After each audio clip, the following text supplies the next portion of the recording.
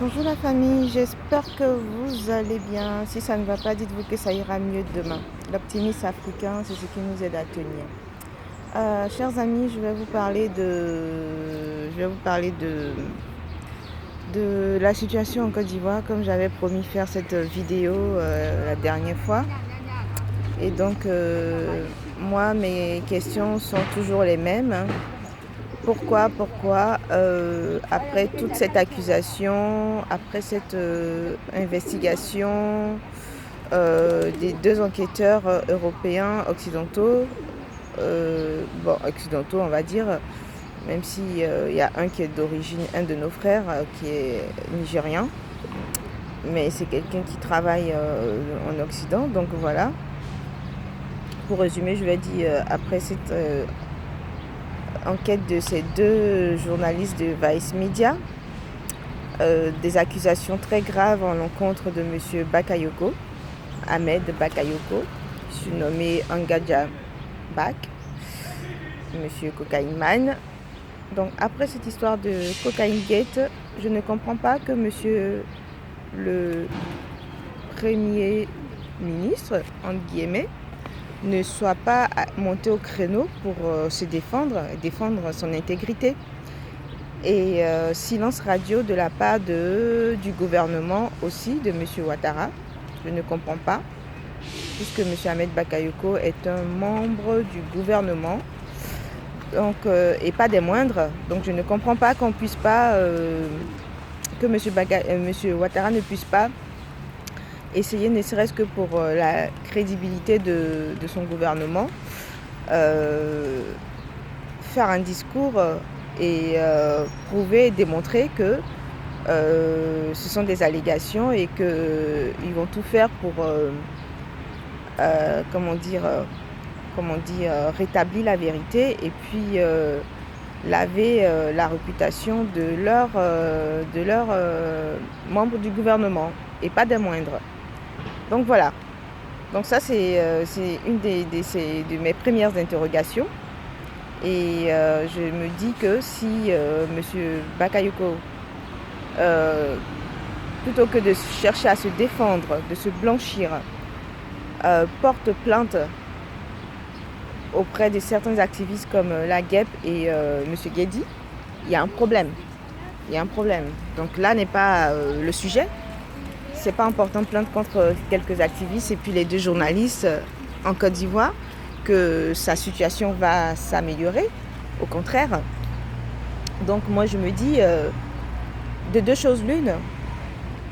Tout ce qu'ils ont mené comme enquête est vrai et que M. Bakayoko, faute d'arguments, est obligé de trouver des boucs émissaires pour quelqu'un sur qui taper, tout simplement. Voilà, quelqu'un sur qui taper. Et c'est pas les activistes qui vont se permettre de faire ce genre d'enquête parce que c'est quelque chose de poussé, c'est quelque chose de cohérent, c'est quelque chose de très détaillé, avec preuve à l'appui. Donc on ne peut pas se permettre de faire on peut pas se permettre de faire ce genre d'enquête étant un simple activiste. Il faut les moyens derrière, il faut se déplacer, il faut interroger pas mal de personnes, croiser les informations. Donc M. Bakayoko, please, s'il vous plaît, trouvez un autre argument, trouvez d'autres personnes sur qui taper, mais pas sur des activistes qui ne font que relayer l'information. Ok ? Donc moi, je n'accuse même pas, moi personnellement, je ne vous accuse même pas. La personne que j'accuse, c'est celui qui est à la tête de ce pays. Comment pouvez-vous comprendre que à chaque fois que la population a besoin d'un leader, du leader de ce pays, silence radio, monsieur est aux abonnés absents. Comment c'est possible ? Quand il y a une crise sanitaire comme le Covid-19, monsieur prend sa cour royale et va se mettre en quarantaine à Assini. Silence radio. Les Ivoiriens meurent les Ivoiriens ne meurent pas, on s'en fout. Même si le Covid-19, on sait très bien que c'est une manipulation et que la crise, cette maladie n'a pas pris des proportions comme certains l'auraient souhaité en Afrique. Il y a quand même eu des gens qui ont été atteints. Donc, et même là n'est pas le problème que ce soit vrai ou faux, mais c'est le fait même de prouver que ce monsieur, il est à la tête de notre pays, que pour jouir, que pour profiter des biens de ce pays, mais pas pour comment dire, pas pour gérer les populations, pas pour se mettre au service des populations. Il est à la tête de ce pays pour son service à lui, pour que les Ivoiriens soient à son service et pas le contraire. Et ça, c'est grave en tant que président. C'est très grave. Donc je ne comprends pas pourquoi à chaque fois qu'il y a un souci, ce monsieur il décide de prendre, il décide de garder le silence. C'est pas ça gouverner, c'est pas ça gérer un pays.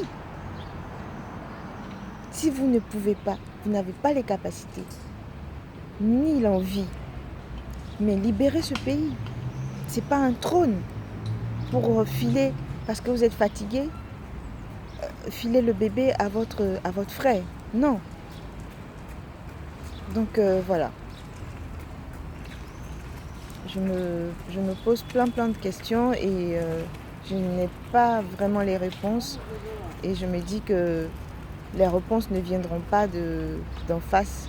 C'est à nous les populations, nous les simples gens qui aimons, qui avons l'amour de notre patrie, de notre pays, de notre continent. C'est à nous d'aller chercher les réponses.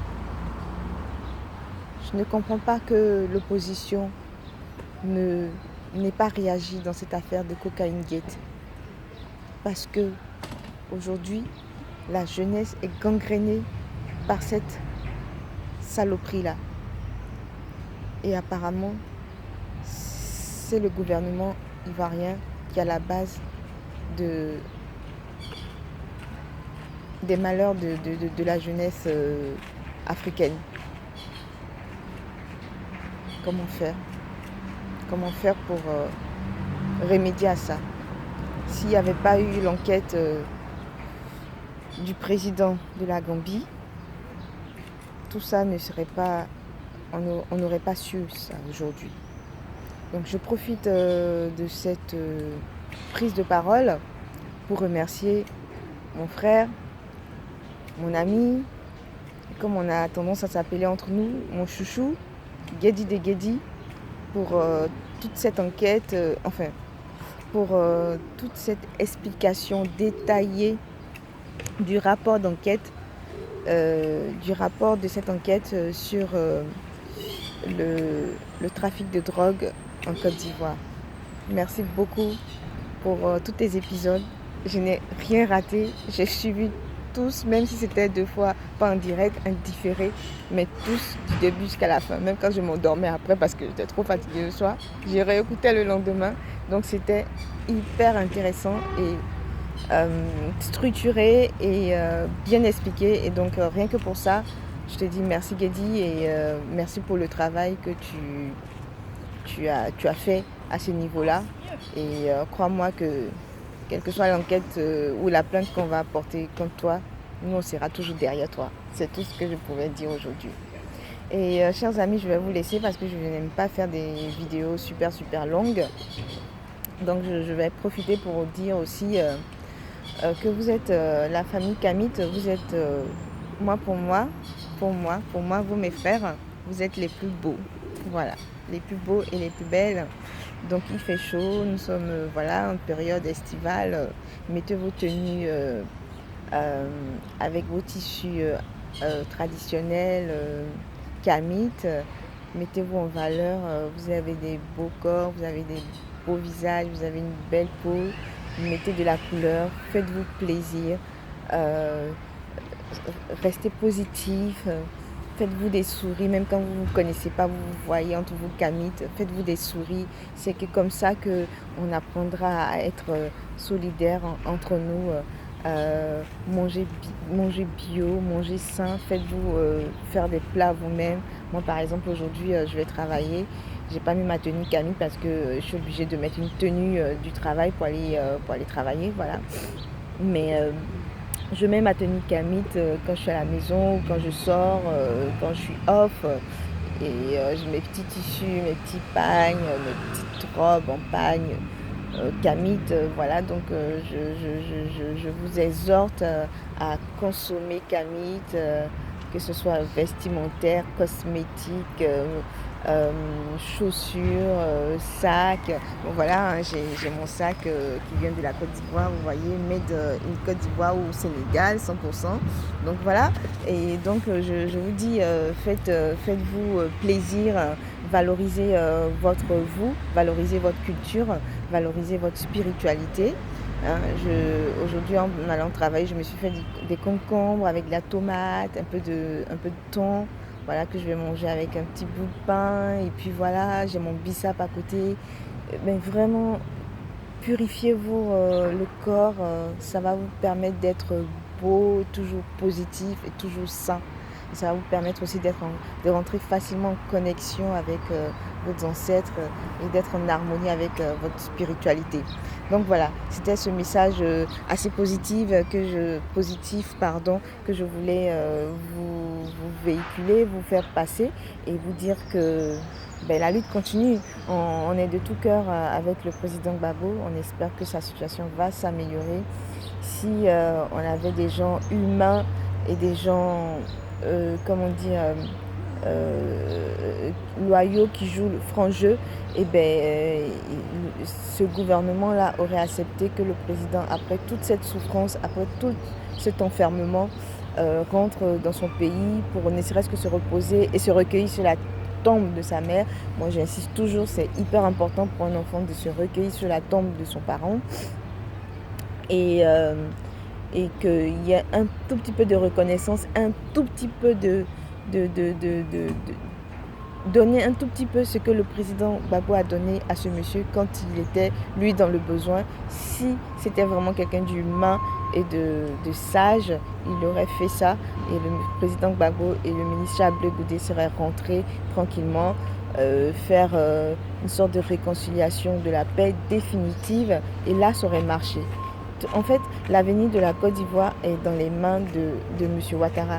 Et visiblement, ce monsieur n'est pas prêt à ce que notre pays soit en paix et à ce que notre pays soit libéré, tout simplement. Voilà. Donc, chers amis, je ne vais pas être longue. Ça fait 13 minutes que je parle. Et c'est déjà 13 longues minutes de votre vie. Et sur ce, je vous dis merci beaucoup de m'avoir écouté. La vidéo est préenregistrée parce que voilà, vous avez vu vous-même, hein, la dernière fois, 2 fois, j'ai essayé de faire des directs. On a saboté mes directs. Donc, moi, c'est pas l'audience que je cherche.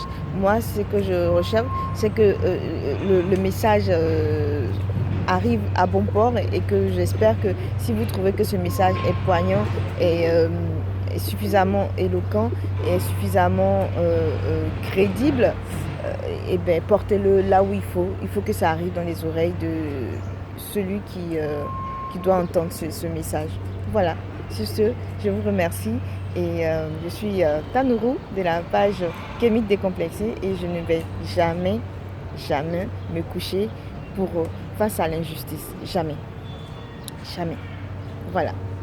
Je fais partie de ces femmes-là qui n'ont pas l'air de grand-chose, mais qui restent toujours sur leur position, toujours avec le sourire, mais qui restent toujours sur leur position et qui sont toujours à la recherche aussi de la justice. Et tant qu'il n'y aura pas de justice, la lutte continuera. Je vous dis au TEP, à bientôt les amis et bonne journée.